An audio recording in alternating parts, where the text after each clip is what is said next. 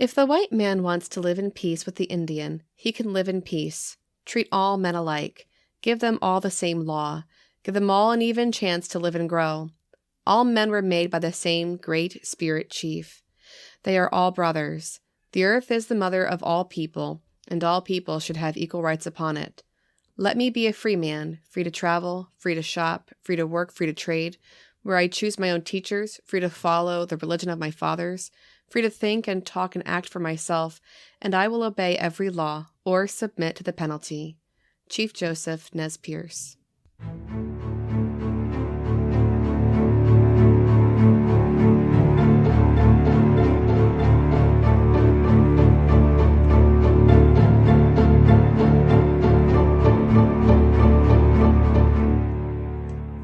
Welcome back to the Well House Exorcism. This is your ghost of a host with the most, Shanna. I'm ready to get buried with information.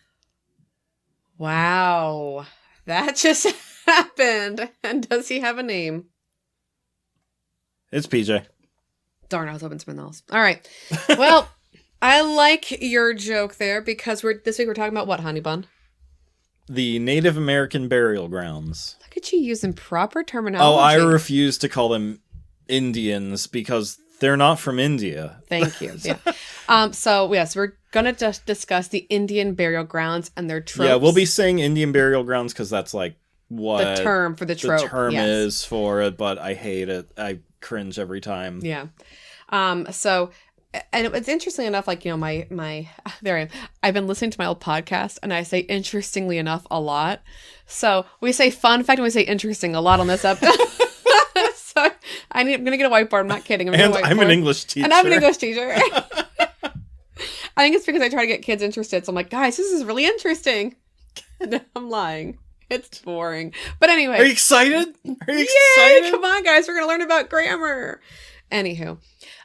So my family actually is Native American. You know, my mother, you can tell she has the beautiful Cherokee, black, brown eyes, as do Jamie and Jack. I don't. I look like 0% Native American. I don't know how to describe me. Blonde hair, blue eyes, and super pale. Extremely European. Oh my gosh. I think I'd live in Scandinavia. So I could move over Skarsgård. It's Here I Come. So anyway, it's personal for me, I guess, to talk about this. But I chose this topic because my Facebook popped up with little information from, you know, a couple years ago. They were celebrating the anniversary of something. And so it's kind of been on the back burner for me to talk about this. It's going to have like weeks and weeks of stuff. But what I read that I found amazing, usually Pennsylvania is pretty good about, you know, like recognizing people and whatnot. Mm-hmm. We don't have any Native American holidays here in Pennsylvania. Not one? Nope. Huh. Yeah, so we'll talk about that in a second. Because other states do. Like, so... Oh, yeah. Wyoming, the second Friday of every May is their official state holiday for Native Americans. Mm-hmm. And so, like, they observe it as an official state holiday. Like, I mean, that includes schools. Like, local, state government, public schools, they all appropriately observe that day. So second Friday in May, which is why I was thinking about it, because in my mind, you know, like I know that. But for Pennsylvania, we don't have anything here in Pennsylvania, which it just makes me sad. We semi-recognize Indigenous Peoples Day, but we don't officially do it. Like, you don't get days off for that. Yeah. And we, technically speaking, we do not have a federally recognized Native American tribe or any tribal reservations in Pennsylvania. Yeah. You're right? Yeah. It's crazy to think about that, since, you know, all of our areas are named after Native Americans. We have Susquehanna, we have Catasauqua, all the tribes, all the different titles we have. Most of our sports are you know, Native Americans. Yeah. Look at like Pennsylvania, Shamokin. Like all of our school districts. Yeah, all of our school districts are Shamokin. Where I work, we have Native American. It's crazy. But yeah, so it just, I find that fascinating. So it's been kind of stuck in my head because, you know, last Friday, if you will, I know our podcast published later than when we record them, but not too long ago Wyoming celebrated their own state holiday for Native Americans, and we don't have a single one in Pennsylvania. Wow. Mind-blowing. So that's why I want to discuss Native Americans, Indian burial grounds, and what has happened to our burial grounds here in Pennsylvania, and are they haunted? Of course, because the well has exorcism. Yep. Are you ready for a deep dive? Let me hold my breath there. Okay, well, take a deep breath because we're going to go 6 feet under. No, I'm kidding. Oh boy. Let's see how long you can hold it. Dude. No, okay, I'm kidding. Let it go. Let it go. If you pass out on my podcast, we're in the well house. Like literally we're in the basement. I don't know. Oh my, please let the air out. I'm getting nervous. I could have gone longer. You just made me laugh. You're welcome. All right. So the Indian burial ground is now a trope, right? And when we were talking about like movies. Oh, yeah. Do you know when it came about? Earliest I can think is Poltergeist. I'm sure it's earlier than that, though. So you're not totally wrong. Like the trope really gained popularity in the 1980s. So Because like of Poltergeist? Well, it actually because of Amityville horror. Oh, yeah. There you go. Yeah, so it used to be used, in terms of like scary things, and they would use it early in movies and novels and whatnot, to kind of explain supernatural events that were happening, like and haunting. So a lot of American popular culture had that Indian burial trope to be scary. Yeah. But by the 1980s, it really just became almost satirical, right? Yeah. So it's really sad. Now, when it comes, I'm taking this from Wikipedia. But I actually looked at it and I was like, wow, for once Wikipedia is not bad. So, because that's an English teacher, you know me. So I'm going to quote them here. It says, many variations of the Indian burial ground trope exist, but generally the Indian burial ground trope follows 2 archetypes. The first archetype occurs when a building is erected on an ancient Indian burial ground, and the haunted building is soon filled with evil spirits that terrorize its inhabitants. So the Amityville horror is one example of that. Yeah. That's 1979, so by 1980, of course, it gains popularity. And then the movie, which Yeah. really, because like the book was first, and Yep. yeah. And there's lots of examples of that. And so nowadays, when we think about, the Native American burial ground trope, we're worried that we're going to have like, Native Americans hurting us or some kind of zombie attack. So the second archetype occurs when a person disturbs a burial ground and a curse is placed upon them for it. And it's amazing how many times curses are mentioned in terms of Native Americans, which is like an eye roll, as I just saw you do, because most Native Americans don't do that. They're peace loving. Yeah. Now, that's not including Skinwalker Ranch, because obviously that was a curse by the Navajo. Yeah, in my 5 minutes of internet research, I did hear, I have something about that. Okay. Do you want to add now or later? We can do it later. Okay. So the curse usually follows that person around until they placate the spirits, of course. Now, there are different movies that have used, the Native American burial ground, but The Shining also has it briefly used. We know Pet Sematary, obviously, but The Shining briefly mentions it. Huh. There you go. There you go. Okay. And Petticoat Junction, right? Because for that... I'm unfamiliar with... Oh, you youngins. Literally the same age. Again, I'm 3 weeks older. So there's another type of trope where if you go to the Indian burial ground, you actually find gold or buried treasure. Mm-hmm. So all of these ideas, so you have the hauntedness, or you have this like creepy curse, or the money kind of issue, the buried treasure, they all come from literally unburying the burial grounds, so desecrating. Yeah, in my later examples that I have, you're going to see people who have gone through there, because you're going to find turquoise if you're in certain parts of America. You're going to find gold in different parts of America. You're going to find effigies and, priceless artifacts that you can sell to people who like that, and you make lots of money. So they have obviously desecrated these burial areas on purpose to make money from it. Yeah. So that lesser known trope makes sense to me. So the haunted part, though, I find just kind of sad, because any Native American like would tell you really that that's not true, because to most Native Americans, this area, like the world we are a part of, is just one of many worlds, you know? And so they don't like thinking of their spirits, their people, as staying here on Earth because they're going on to something better. And if they're with you because they're trying to help you with something. So it's kind of like cemeteries. You know, you may have a ghost there. We discussed the Katie's church thing, you know.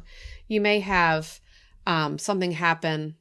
We think that it's haunted because that's where dead bodies are. Yeah. But generally speaking, like for Katie's church, for example, you know, church is really... Well, the church can be, but the ground around it really isn't haunted because it's hallowed ground. Yeah. If a ghost is there, it's because they're the happiest there, as we kind of discussed, you know? So can a place be haunted like Katie's church? Yeah, sure. I wouldn't say it couldn't be, you know? We'll have a friend on who discusses that later. Can't wait. Yeah, I can't wait. Yeah, so a little shout out to our summertime lineup. We're going to just kind of revisit Katie's church with an actual descendant. But for Native Americans, they don't believe that. Now, again, we're talking there's different cultures of Native Americans. There's different indigenous peoples out there. So many people have different beliefs, obviously. You know, like Christians are Christians, but there's Catholics and there's Protestants. We all have different beliefs. But when it comes to like the idea of a burial ground, they believe that they are buried and their soul goes somewhere else. They want the spirit to move on, right? And so to kind of look at what Wikipedia says here, it says, a unified notion of an Indian burial ground or philosophy on death does not exist. And while many tribes condemn the excavation and disruption of burial grounds, the vast majority do not believe in the return of evil spirits. These beliefs have largely been imposed upon by indigenous representations by European settlers. Usually because of their ignorance or their racism. Yeah, I never knew that. Sadly. But they don't believe that. Now, obviously, if I'm looking at our cemetery, I would not want you to go dig up my grandma, you know? I would find that very offensive. Yeah, but right? I know that my grandma's not going to come back and haunt you. She's hopefully in heaven. And so the idea of it being a haunted area or there being a curse put upon you was kind of put there by, you know, European settlers who didn't really understand them or didn't want to understand the Native Americans, you know, and that fear. Now, the Navajo, you know, we know there can be curses, hence Skinwalker Ranch, right? But the Navajo actually believe that the body must be buried properly. So if you were to disrupt that, it would really go against their religion. Like that's a big no-no in their religion. And so I actually appreciated Wikipedia. It feels weird saying that, because they said the Navajo believe a body must be properly buried so that the spirit can move on. If it is buried improperly, the spirit may remain in the physical world. However, contrary to the Indian burial ground trope, the Navajo do not believe the spirit returns to wreak havoc on the living. Rather, they want the spirit to move on so it can find peace in the afterlife. So again, because of stereotypes, because of, you know, discriminatory ideas, because of racism, these tropes were allowed to flourish, unfortunately. And it paints Americans in a terrible light. Oh, we're going to cause a curse to fall upon you. We're going to haunt you. No. None of that. No. And so I feel like we need to stop saying like Indian burial ground and just start saying like Native American cemeteries. Yeah. As I feel like if you change the word, it makes it more prescient for you. There's a power in words. And again, like when you call someone subhuman, they become subhuman. We kind of discussed the power of words in Pennhurst. Yeah, it really does affect the emotions towards the topic, you know? Like to call a burial ground is... it doesn't feel the same. I feel like I'm going to get haunted. As calling it a cemetery, yeah. So now the third trope then that was lesser seen as the idea of it being like buried treasure, that comes from truth. You know, there's going to be money there, most likely.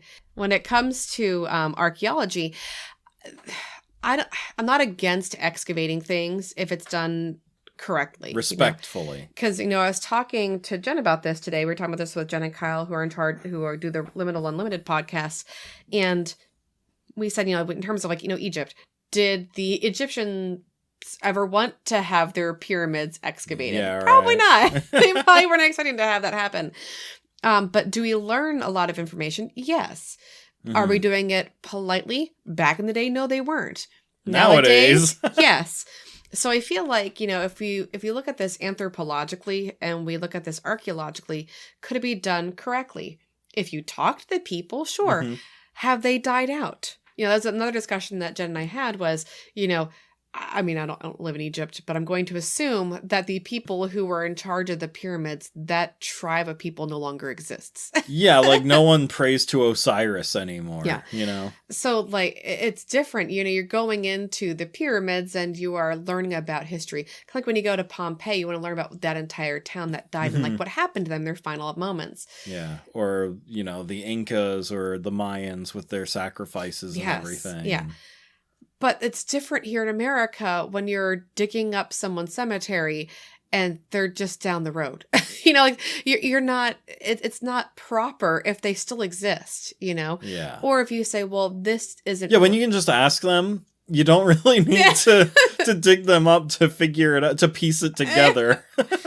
No, we used that peace pipe until about circa 1950. And yeah, you can have a conversation. It's just, it drives me nuts. And so when I was doing more of this research, the more I learned about just current events too, because, you know, there have been all these pipeline conversations. Even before pipelines, there was putting buildings on Native American burial grounds.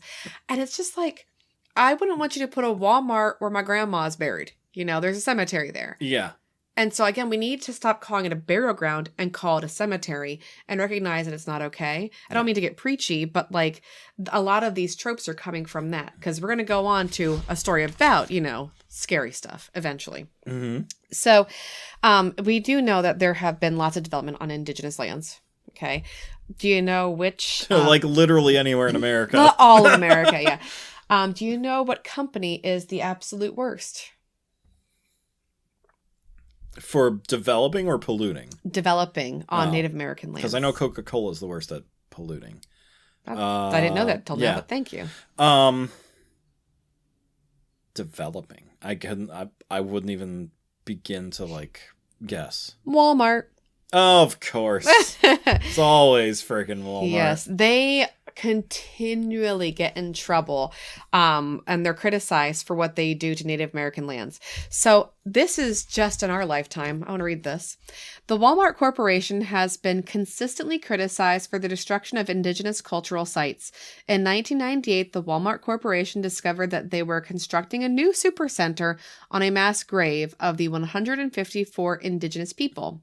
No care was taken towards the preservation of the site or the bodies, and the bodies were removed as construction continued. I'm surprised they were removed. Well, I guess they had to have been to dig out the foundation. Oh, just wait. Oh, no. In 2015, okay, remember, sorry, 1998, yeah. 2015, 64 indigenous bodies were found during Walmart construction in Hawaii, and the remains waited in a trailer for over 3 years before they were eventually buried. How? You would think, like, even on a selfish level, they'd be like, we need those trailers back. You think? I mean, what the heck? It's almost deliberate at that point. Yeah, but so, again, like, that should really bother you. So, you know what? I hope you're haunted now. I hope you're cursed, because that's just messed up. A curse upon you, curse upon your cow. Yeah. Where is Moosh? We need him. So it's just like, I hate to laugh because, like, you have, you know, we laugh it's when coping we're upset. laughter. Yeah. It's just like, this takes me back to Pennhurst. And, like, Pennhurst was, like, long before this. This is 2015. This is 8 years ago. But, you know, I was talking about this with Jen again because, you know, why would they let them sit in a trailer? Because it's cheaper to put those bodies over there and forget about them than it is to bury them. Isn't that sad? Yeah. When you have this corporation that makes a crap ton of money. Billions, yeah. Yeah. And so, again, calling it a burial ground makes it easier for us to cope with it and go, oh, really? That happened? Oh, shucks. Well, they weren't American. Oh, wait, they were. But here's current events. Okay, so I know kind of mentioned that whole pipeline thing. So I'm just reading this again. This is current events. In February 2020, President Donald Trump was criticized for blasting the Oregon Pipe Cactus National Monument in southwestern Arizona near the border of the United States and Mexico, to clear the way for his border wall. The site contains burial grounds and cultural sites belonging to the Tohono O'odham tribe and has been recognized by UNESCO as an ecological preserve. The Trump administration circumvented NAGPRA protections through federal waivers and did not consult with the Tohono tribe prior to beginning development. In response to their actions, Ned Norris Jr., representative for the Tohono, asked, "How would you feel if someone brought a bulldozer to your family graveyard and started uprooting the graves there?" That is the relationship, the significance, that is the impact that we are seeing happen here in that way. He and other members of the tribe have called for buffer zones that would prevent further development on cultural and burial sites. And so again, like, I think that needs to be the context of our conversation then as we head into the next part is it's not okay to dig up people's dead relatives. Yeah. Like, especially if I understand pipelines. I understand the need for oil. Like, I'm not saying that. Okay. Mm-hmm. But I don't want a pipeline to go over my granny. Yeah. Can we move granny on new hallowed ground? Like, okay, can we have that conversation? Yeah, right. You know, because I'm living. You can talk to me. This makes the race to cold fusion that much more important, though. Right? Yeah. Do you want to have a conversation about that? Go ahead.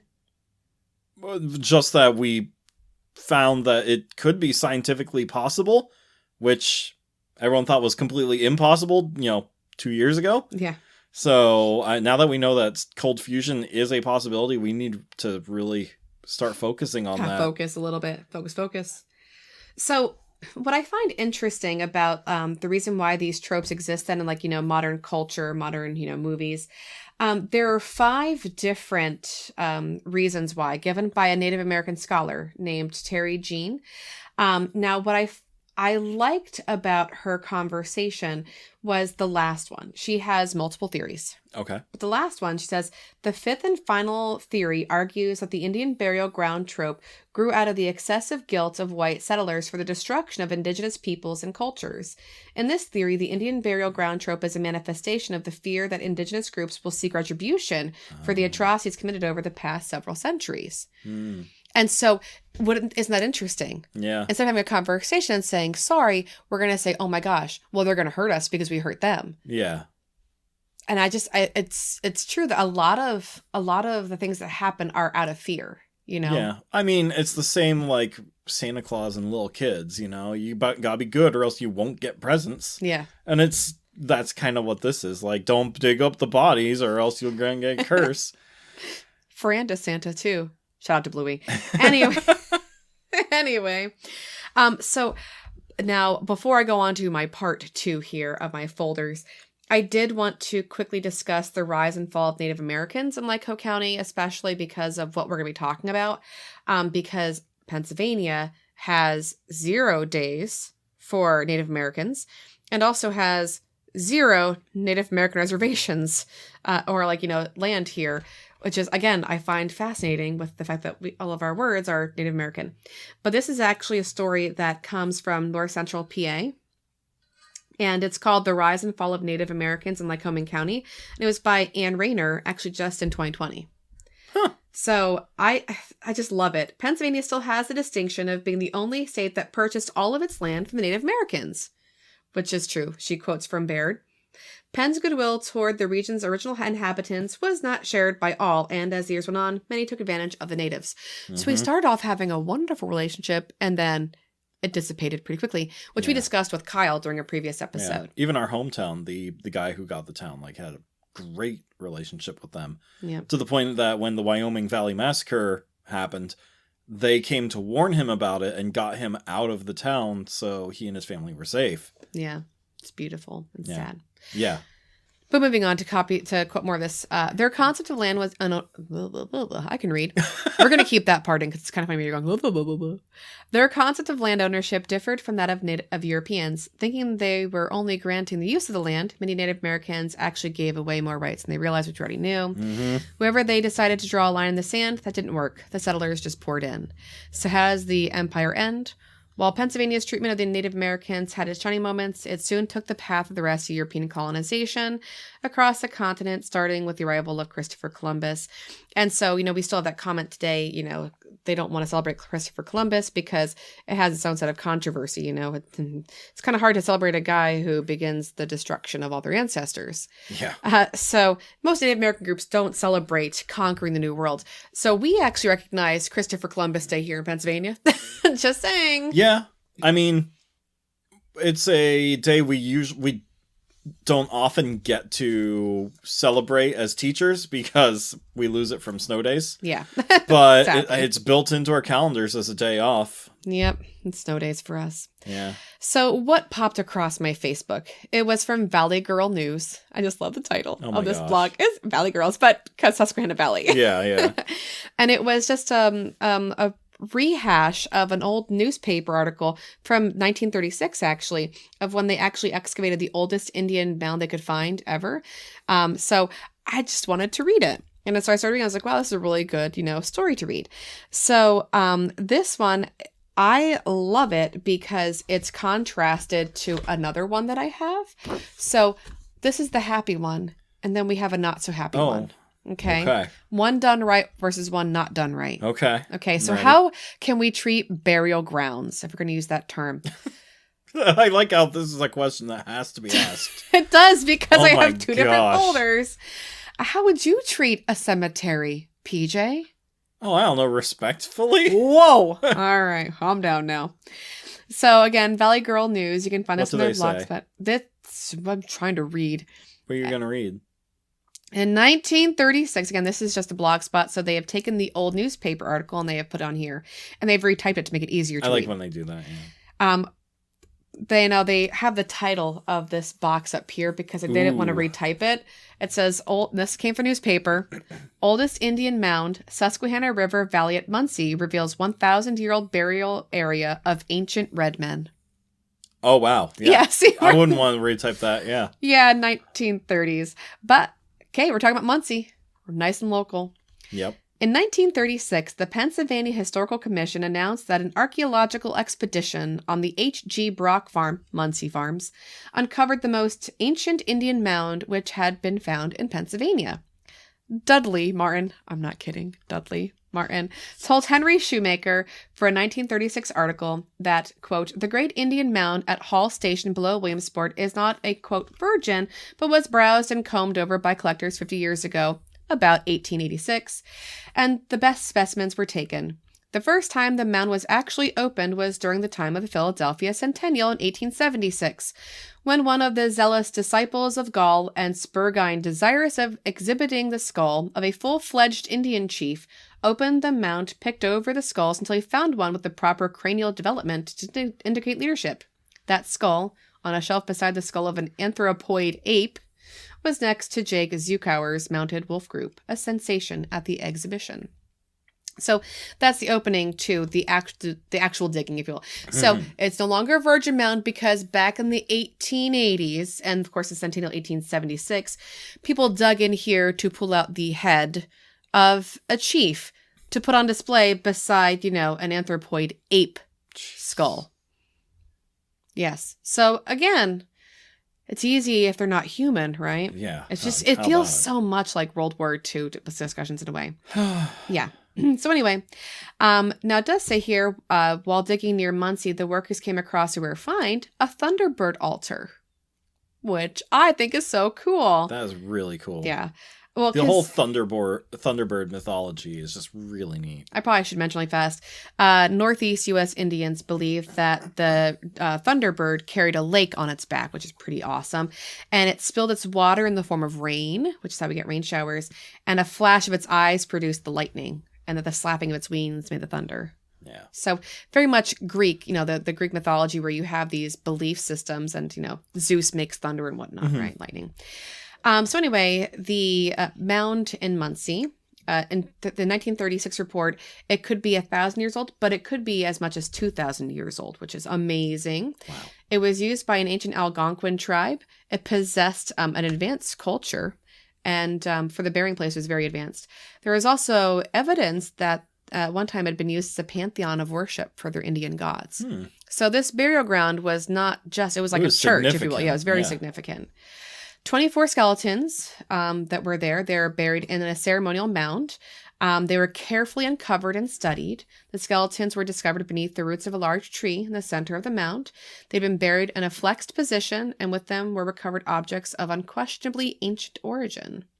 So again, being carefully excavated, treated with the utmost care, learning about their culture. So proper archaeology. Yeah, like discovering all of that information and everything. Yeah. Where I'm sure the next one will be like, yeah, we just dug it up with a bulldozer. And... Sure, yeah. Oh, no. And so it goes on to talk about all the different things they found. They found effigies. They found beautifully chipped stone blades and, pottery. They found, amazing stuff. So it does say, too, in the central part of the mound, 2 ceremonial altars were built of fire and burned stone were there. They were uncovered. Again, it was indicated it was probably used as a place of worship.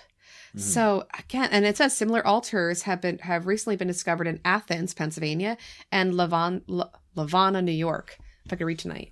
So they can have that then connection to these other Native American tribes. So a beautiful way to kind of uncover the past. Because, I'm not sure if we have any more Algonquin tribes out there. I don't think we have any of them anymore. Like still practicing. Yeah. I don't know.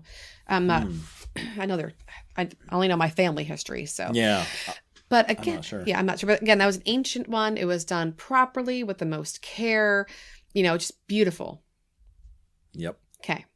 So, I feel like I need to hold on to something for this one. Yeah, it's so I'm taking this from an article that's from North Central PA again, and it's called 8 Local Spots You Didn't Know Were Haunted by Morgan Snook in 2020. So at the same time period written as that, right, another article.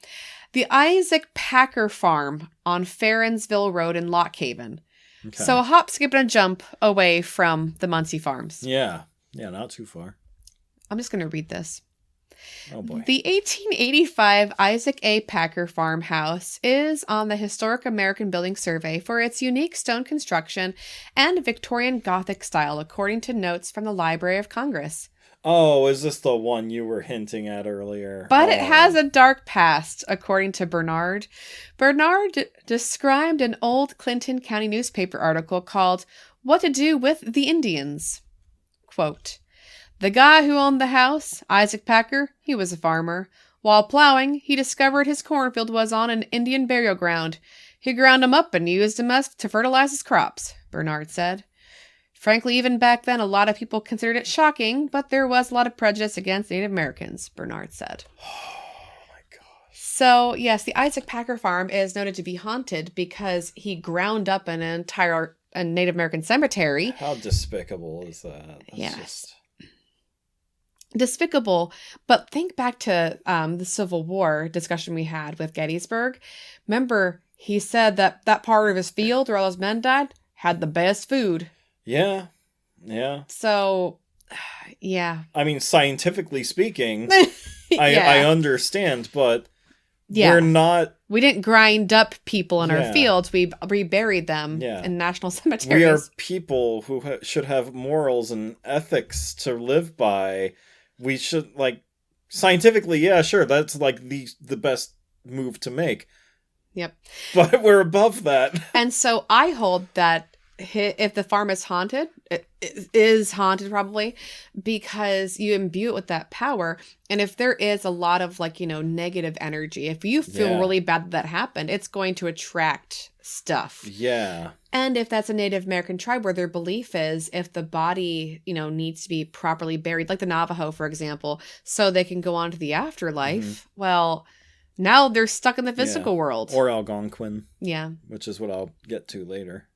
So but can you imagine, and he was proud of it. Now, it was 1880s. Yeah.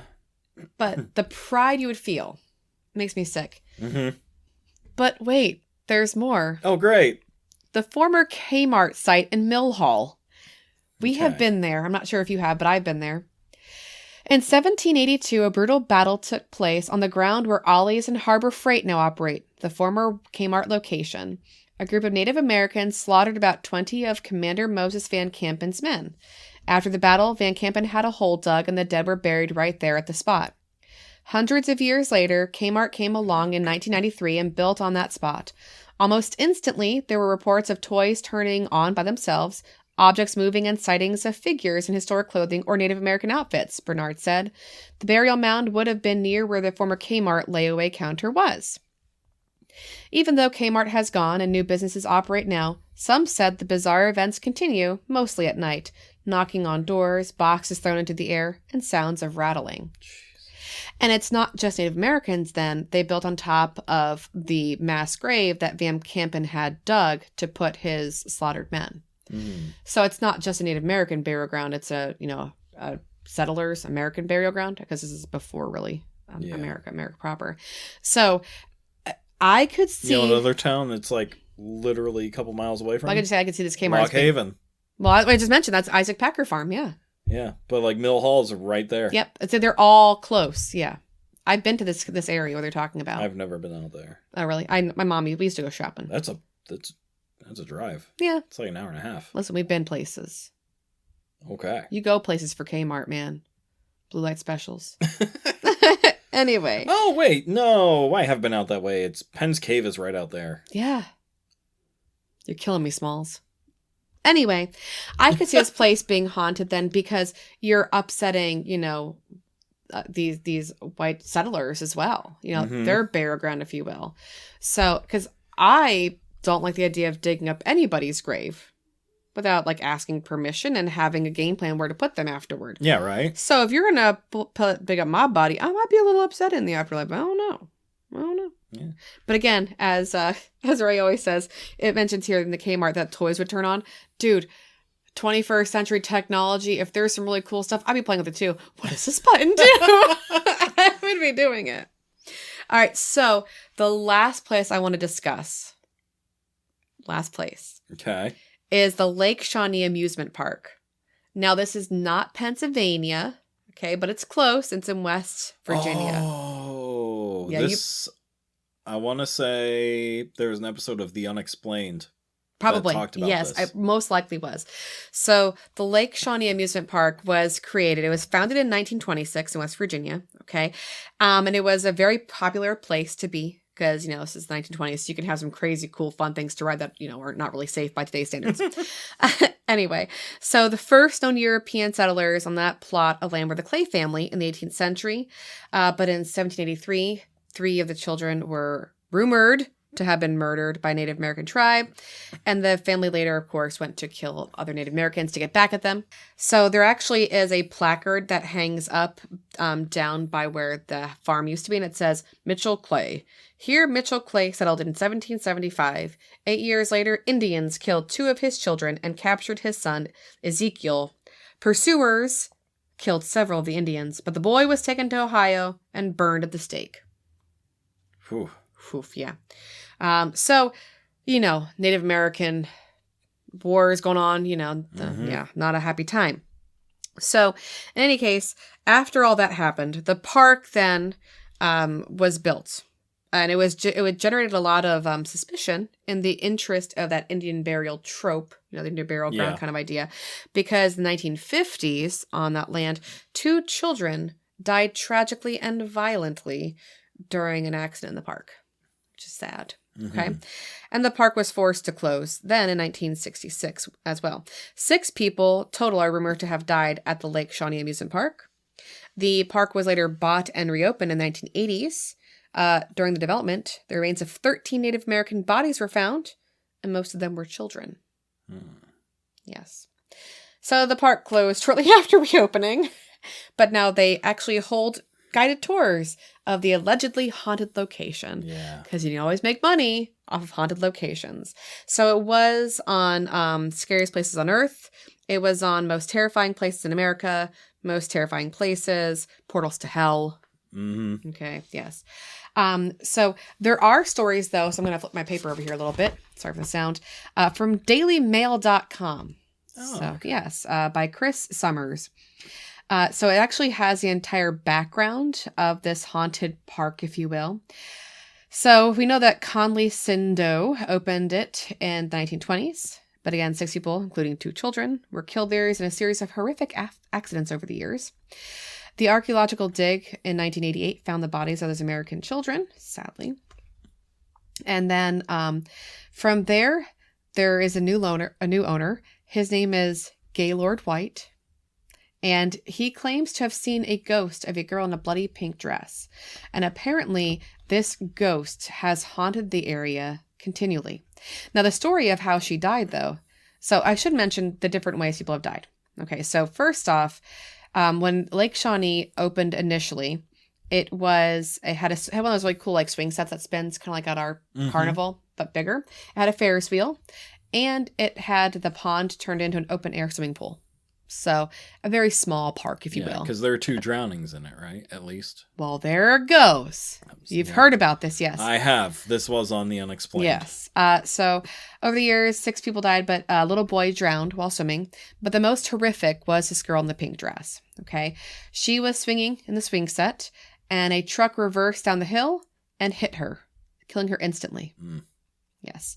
So that is where this man, Mr. White, said he has seen this girl. And he says, to quote, he said this on the Travel Channel's Most Terrifying Places in America. So he said, sometimes the seat of the swing will start to move underneath your hand until you feel cold air blowing through the seat. And he said he saw the little girl.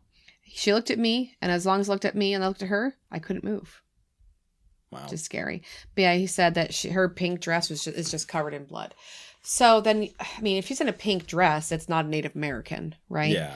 But it's amazing how, since it was a Native American burial ground, that's the reason why it has to be cursed. Yeah, well, the series of unfortunate events that has hit that land, you can see why we're gonna blame it on that conclusion. We're gonna blame it on Native Americans. Yeah, sadly, it's not that it's just a terrible place, and they're maybe mad because you used a burial ground the wrong way again. No. So, tell me your stories. Okay. All right. So, I was looking up just some creepy like Native American folklore. Love it. And, internet research in has terms yielded. of burial ground, like specifically related to burial. Love grounds. it. Now again, this is just like, it was literally like 5-minute internet research, so take it with a grain of salt. So there's the curse of the Anishinaabe burial grounds. Oh, I've heard. Yeah, this actually popped up in my research. Okay, so according to Ojibwe legend, disturbing the resting place of their ancestors can bring about a curse. It is believed that those who disrespect or desecrate Anishinaabe burial grounds will be haunted by the spirits of the departed. They may experience misfortune, illness, or encounter supernatural phenomena until the disturbance is rectified or the spirits appeased. There you go. Yeah. Interesting. That's one of many Native American tribes and indigenous peoples, just saying. Yeah. They're the guardian spirits of the Iroquois. Mm-hmm. The Iroquois people believe that their burial grounds are guarded by protective spirits. These spirits are tasked with safeguarding the resting places of their ancestors, and those who venture near the burial grounds may encounter spectral figures, experience unexplained occurrences, or feel a strong sense of unease due to the watchful presence of their gaze. Okay, but not cursing you. No. You feel a little weird. You can feel a little haunted, I guess. Mm-hmm. Now, the Iroquois, that was Hiawatha and stuff, too. So we're talking that's more New York. Yeah. That's not us. Now, this one has always been, like, fascinating to me. Not interesting. Not interestingly enough. Interestingly enough. Not a fun fact. Interestingly enough, it's not a fun fact. Oh, no. Well, I mean, kind of, but it's the Wendigo. Oh, yes. And the Algonquins. So in now this one I tried to research further, and I couldn't find anything other than this one source. Okay. But that in Algonquin folklore, the Wendigo is a malevolent spirit associated with cannibalism in winter. That part's true. That part I know. Yeah. But this part, it's believed that disturbing Algonquin burial grounds can awaken the Wendigo spirit. And once awakened, it may seek to possess individuals, driving them to commit acts of cannibalism or unleashing chaos upon the community. I never heard anything about maybe Wendigo. Someone made that up on purpose so you would stop messing with Indian burial grounds. Yeah, right. A curse upon you, a curse upon your cow, and you know what? Cannibalism. Do not hurt Native American burial places. Yeah. And so then I just looked up the Wendigo particularly, and how, like, again, they seem to be associated a lot with, greed. Okay. And, so stop stealing from our burial grounds? Yeah, and isolationism too. There's like, don't isolate yourself or you're going to become Wendigo. And the idea of being exposed, like isolated and alone and in the cold. Like those three things are like the ingredients to make a Wendigo. Mm-hmm. Because then, it's this creature that lives alone in the mountains, Yeah. and it resorts to cannibalism to feed and things like that. If it's living by itself, how can it resort to cannibalism? Well, it comes down to like No, I was just steal picking them on you. away. I was making a joke. This is very heavy topics. It makes me sad. Yeah. So I have to make my humor. Oh, I understand. My dark humor. I understand. But yeah, there are different mythologies of like how to get rid of a Wendigo, how to kill it, and things like that. Watch Supernatural for that. Oh, there was a Wendigo there episode, was, wasn't there? Yeah. I love Supernatural. It's fun. There are no stakes in that show. I know. There are so no great. stakes. I love it. What else did you learn? So that's about it in terms of that kind of stuff. There are a couple other burial ground things like the ghost dancers and the Lakota burial grounds. The ghost dance was a spiritual movement among various Native American tribes, including the Lakota Sioux. The ghost dancers believed in the resurrection of the dead. The ghost dancers are out west. Just, so they're not the eastern side. They're here near us, yeah. So they believe the resurrection of the dead and the return of their ancestors. Mm-hmm. It is said that some ghost dance rituals took place near Lakota burial grounds where participants would communicate with the spirits of their departed loved ones, invoking both a sense of reverence and eeriness. And lastly, the Cherokee sacred grounds. Aw, thank you for a shout out to my own family. So the Cherokee people have sacred burial grounds that are believed to be protected by powerful spirits. According to Cherokee folklore, these spirits may appear as animal guardians like wolves or owls to ward off intruders. Yep. Because there's actually a quote from a Blackfoot warrior. He said, "What is life? It is the flash of a firefly in the night. It is the breath of a buffalo in the wintertime. It is the little shadow which runs across the grass and loses itself in the sunset." And that's by Crowfoot. So not Cherokee, but still the same idea that, when you die, you become something else, And so that's very much in that kind of Cherokee belief system. And that's why my grandmother, whenever she would talk about what is death, she would say, we don't know what death is. We know that this life ends, but we don't know if there is, you come back. And are you going to come back as a human? Could you come back as something else? Yeah. And so or do you just go to heaven and hang out in heaven forever? So reincarnation, is it? Maybe. We don't know. So I love all of this just because I think it's a good conversation for us to have and to talk about. Yeah. I think if you do things wrong, you deserve to get haunted, And I think there has to be a conversation we have to start having where we use the right words, because it's easy to make something seem, unhuman or subhuman. It's easy to make it seem like it is in the past, even though people currently are alive, and to kind of like take a page out of Atticus Finch's belief system. You never know somebody to walk around in their shoes. So put yourself in their place and think to yourself, would I like that? Yeah. Considering we just recently buried your mother, a wonderful woman. And if a pipeline went through that beautiful church parking lot and everything else, I'd be a little upset. Yeah. Not just for your mom, but for everyone else who's there. Absolutely. So there needs to be a conversation that has to happen. But this is not a platform for us to push our personal beliefs all the time.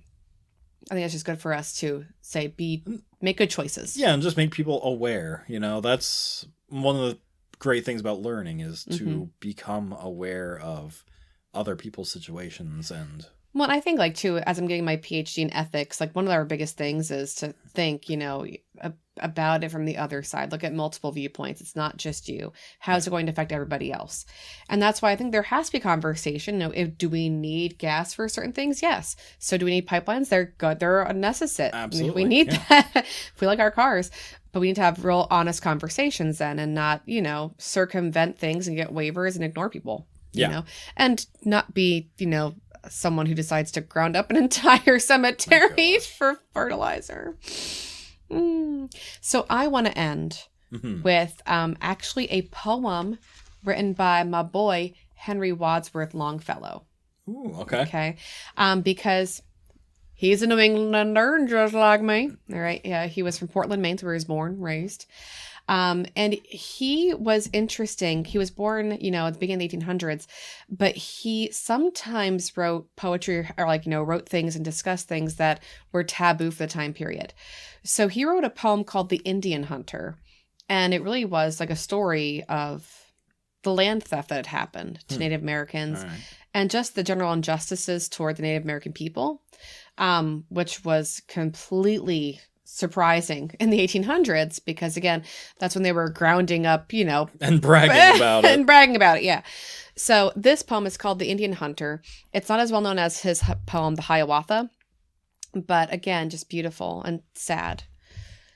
When the summer harvest was gathered in, and the sheaf of the gleaner grew white and thin, and the plowshare was in its furrow left, where the stubble land had been lately cleft, an Indian hunter with unstrung bow looked down where the valley lay stretched below.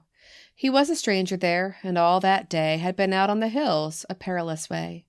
But the foot of the deer was far and fleet, and the wolf kept aloof from the hunter's feet. And bitter feelings passed o'er him then, as he stood by the populous haunts of men. The winds of autumn came over the woods, as the sun stole out from their solitudes. The moss was white on the maple's trunk, and dead from its arms the pale vine shrunk. And ripened the mellow fruit hung and red, where the tree's withered leaves round it shed. The foot of the reaper mowed slow on the lawn, and the sickle cut down the yellow core. The mower sung loud by the meadow side, where the mists of evening were spreading wide, and the voice of the herdsman came up the lea, and the dance went round by the greenwood tree. Then the hunter turned away from the scene, where the home of his fathers once had been, and heard by the distant and measured stroke that the woodsman hewed down the giant oak. And burning thoughts flashed over his mind, the white man's faith and love unkind. The moon of the harvest grew high and bright, as her golden horn pierced the cloud of white. A footstep was heard in the rustling brake, where the beach overshadowed the misty lake, and a morning voice and a plunge from shore, and the hunter was seen on the hills no more. When years had passed on by that still lake side, the fisher looked down through the silver tide, and there on the smooth yellow sand displayed, a skeleton wasted and white was laid. And 'twas seen as the waters moved deep and slow, that the hand was still grasping a hunter's bow.